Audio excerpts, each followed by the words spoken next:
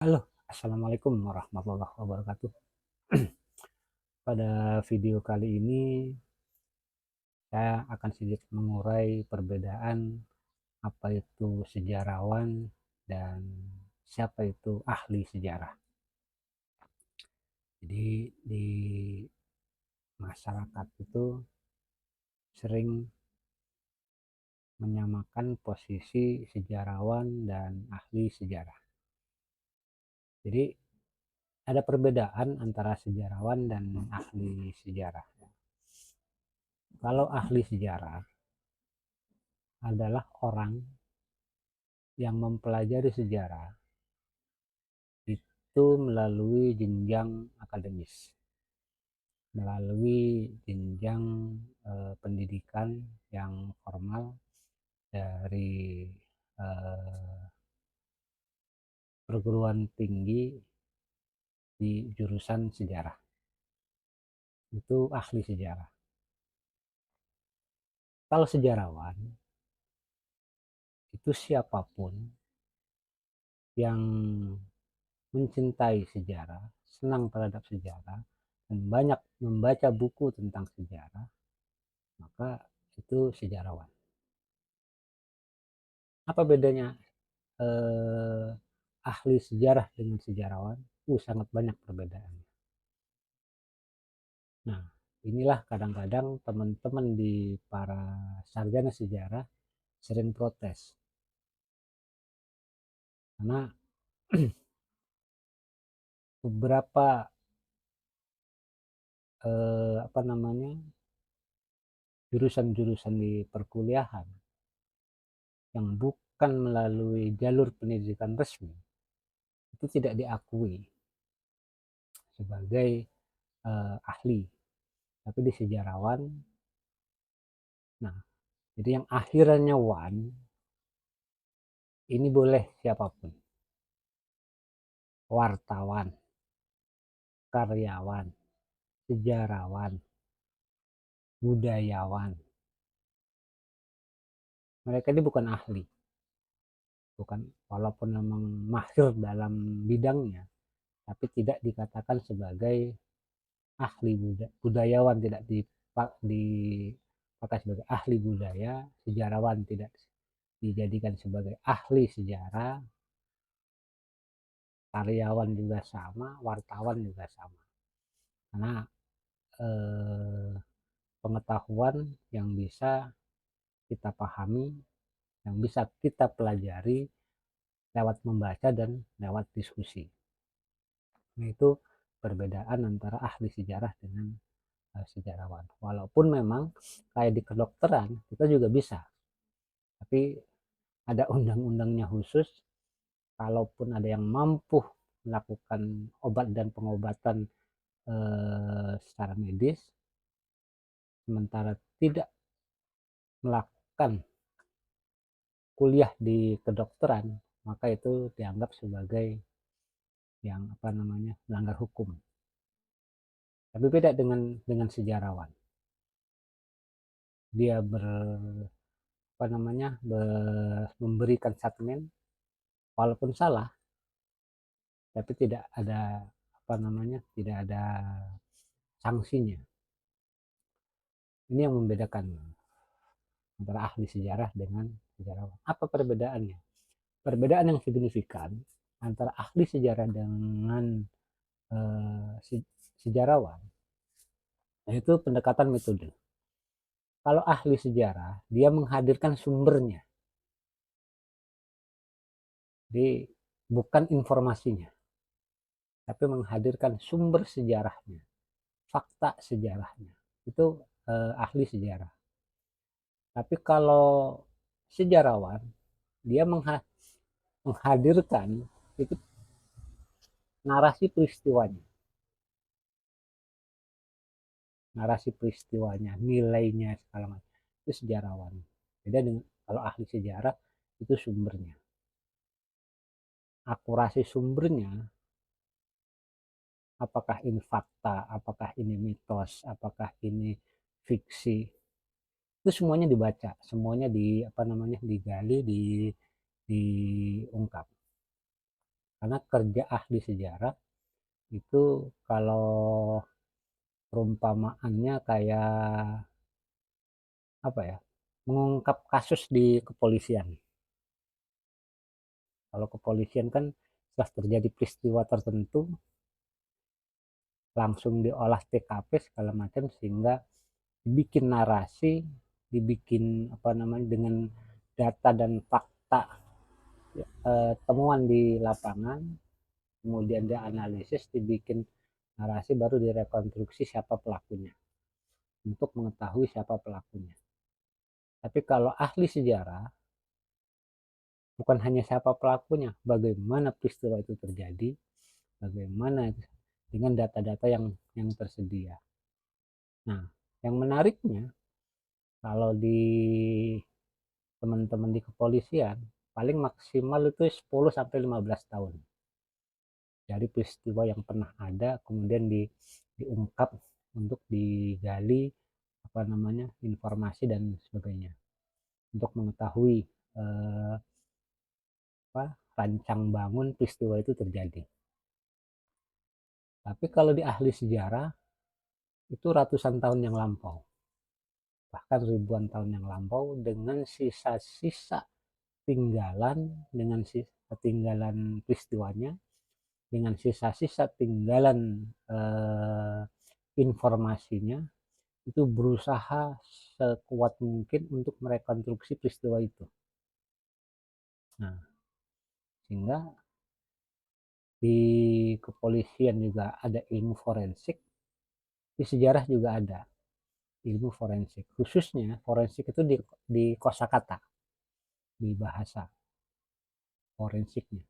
Kenapa? Untuk mengetahui satu peristiwa ini dari suku mana, lokasinya sudah sudah ada, sudah diketemukan, periode tinggal mencari periode. Nah, untuk melacak periode itu baru menggunakan ilmu bantu yang lain supaya kita mengetahui. Di antara salah satu ilmu bantu adalah untuk mengenal fisiknya itu dengan ilmu arkeologi, untuk mengetahui forensik dari alur cerita dari tradisi lisan itu dengan forensik kosakata, belum juga dengan manuskrip yang tertulis dari fase ke fase, dan itu banyak rangkaian tulisan-tulisan itu harus harus dilacak benar-benar. Nah, ahli sejarah itu menghadirkan semua semua data itu, dihadirkan ke publik. Itu ahli sejarah. Kalau sejarawan, hasil dari cerita itu, hasil dari rekonstruksi itu baru diceritakan, baru didongengkan, baru diinformasikan ke publik.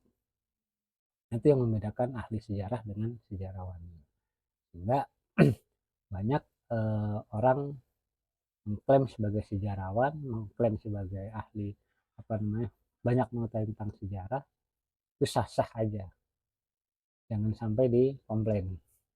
Karena itu tugasnya hanya menyampaikan informasi peristiwa sejarah. Sementara ahli sejarah itu tugasnya melacak, menggali, menganalisis dari sumber-sumber informasinya, sehingga bagaimana cara merekonstruksi sejarah itu sehingga menjadi satu alur cerita yang bagus. Nah, itu yang membedakan ahli sejarah dengan eh, sejarawan. Tapi lebih banyak yang muncul itu sejarawannya, bukan ahli sejarah. Nah, di ahli sejarah juga banyak irisan-irisannya. Ada ahli sumber sejarah, ahli arsip sejarah, terus juga apa namanya ahli di manuskrip sejarah. Terus banyak turunan-turunannya dari ahli sejarah itu, sehingga tidak berdiri sendiri. Jadi kalau terjadi perbedaan informasi sejarah, itu bisa dilihat latar belakang pendidikannya dari apa.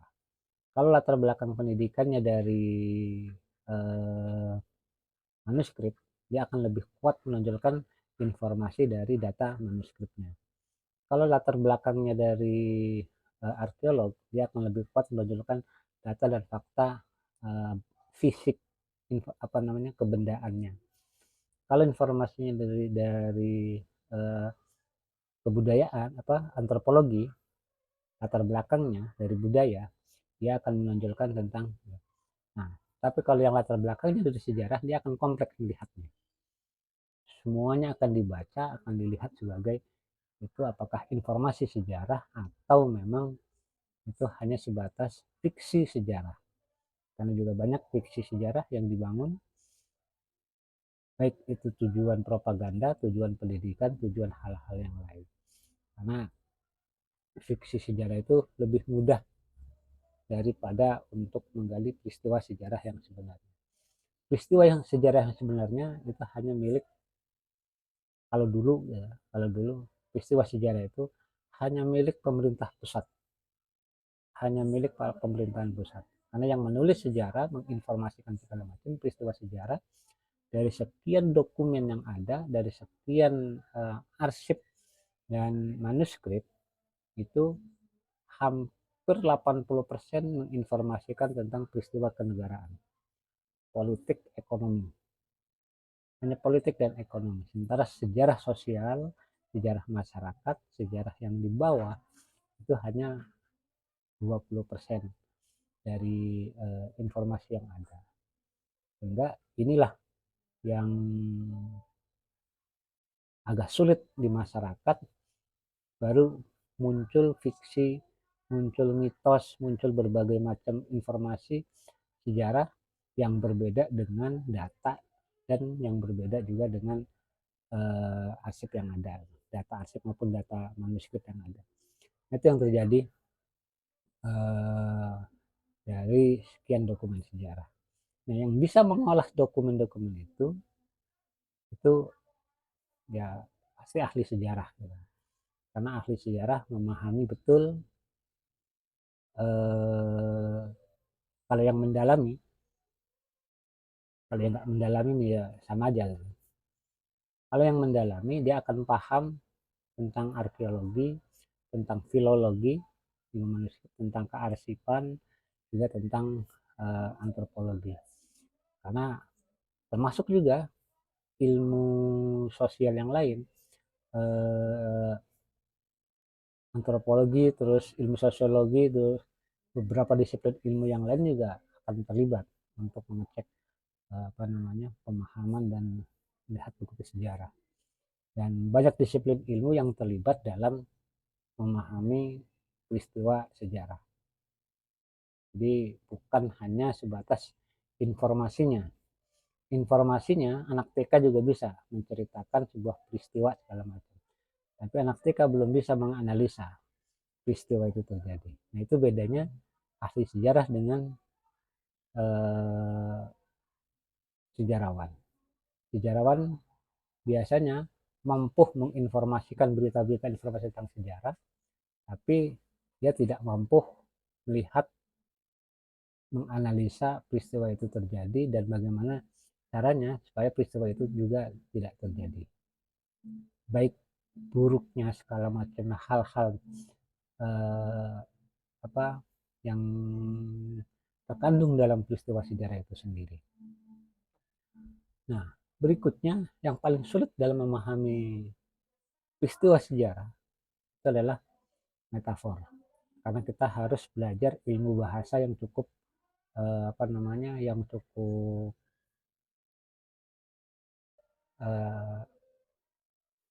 jadi ilmu bahasa dalam memahami sejarah itu yang paling sulit. Pengalaman saya yang paling sulit. Kenapa paling sulit? Karena bahasa itu bukan hanya sebagai untuk bukan hanya sebagai untuk berkomunikasi, tapi juga bahasa juga alat untuk menyimpan rahasia di setiap kosakata yang akan diungkapkan. Jadi kalau ketemu manuskrip, kalau ketemu arsip, kalau ketemu yang dituliskan, surat-surat zaman dulu itu menggunakan kata sandi. Informasinya yang diberitakan, kalau yang dibaca sama orang awam ya informasi biasa.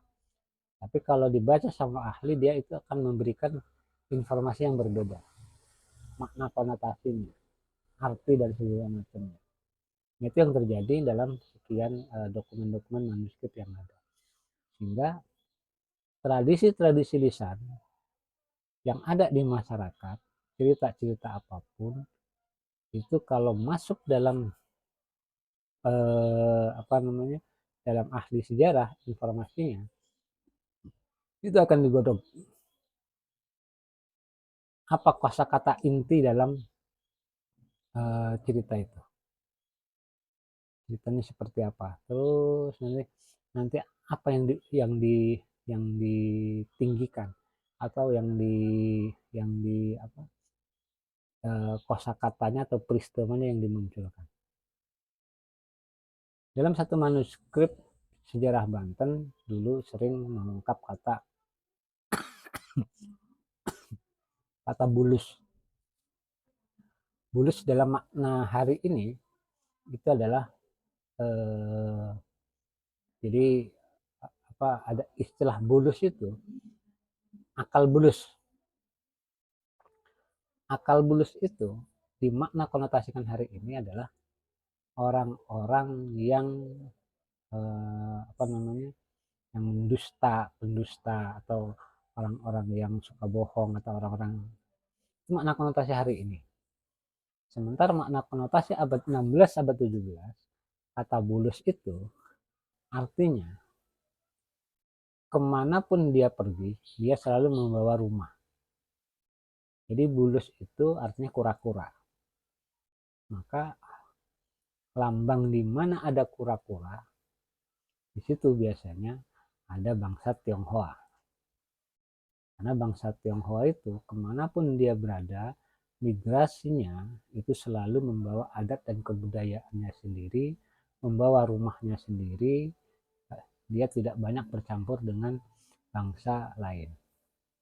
Nanti ketika beranak pinak dengan bangsanya sendiri tetap, tapi ketika dia menikah dengan bangsa lain, baru dia akan sedikit berubah. Nah, itu yang disebut dengan bulus itu mana konotasinya adalah untuk bangsa Tionghoa. Jadi bangsa Tionghoa kemanapun dia tinggal selalu membawa rumah sendiri. Artinya adat istiadatnya sendiri, cara makannya sendiri, bahasanya sendiri ketika bergaul di komunitasnya. Tapi ketika keluar dia akan mengikuti apa yang ada di luar, menyesuaikan dengan apa yang dituju. Karena hampir semua tujuannya adalah untuk makan dan untuk rumahnya sendiri, untuk kebutuhan ekonomi. Nah, itu arti kata bulus, hanya bulus doang gitu. Hanya kata bulus. Kalau sekarang kan makna kata bulus itu adalah yang banyak dustanya gitu. Atau cerdik lah, akal bulus tapi banyak bohongnya. Jadi itu sedikit informasi tentang perbedaan apa itu sejarawan dan ahli sejarah. Mudah-mudahan bermanfaat video ini. Silakan share dan ikuti video-video berikutnya. Akhir kata, Assalamualaikum warahmatullahi wabarakatuh.